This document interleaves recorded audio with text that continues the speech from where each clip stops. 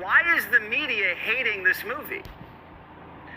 You know, I can't understand it. The film was made, produced, written like 5 years, 6 years ago, way before anyone heard the name QAnon. I still don't even know what QAnon is.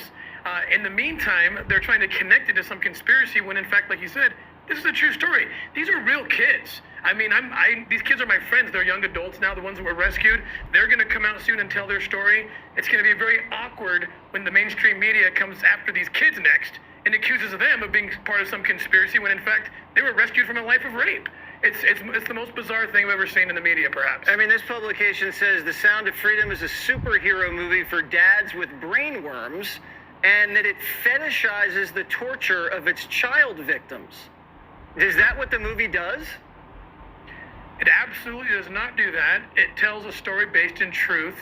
And, you know, what I think is happening, Jesse, I think that the left and these media outlets, they don't want to have a discussion that this film is going to compel. A discussion about why 85,000 children showed up unaccompanied at the border and got released into the interior of a country that is the highest consuming country for child exploitation material on the planet.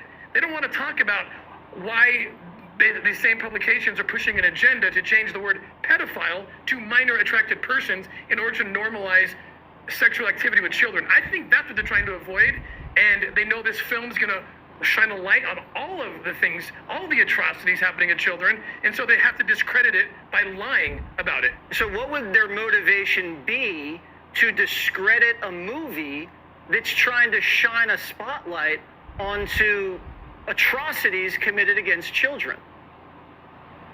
Well, if the truth of human trafficking and child exploitation were to be brought to bear, brought to light, then they would have to have a debate, a discussion that they don't want to have about, again, these policies around sexualizing children or allowing children to consent at a young age to do anything and everything, which would eventually include being, you know, identifying as an adult perhaps and having sex with pedophiles. I hunt pedophiles. I've been hunting them for 20 years, and they are watching this and they're salivating. They are happy that Rolling Stones and The Guardian are ripping on a movie that exposes them. So I don't like the fact that these media outlets are, in fact, wittingly or unwittingly, running interference for human traffickers and pedophiles. Yeah, well, I haven't seen the movie yet, but now I want to see it because this thing made such a splash. Tim, thanks so much for joining us, and good luck at the box office. Thank you.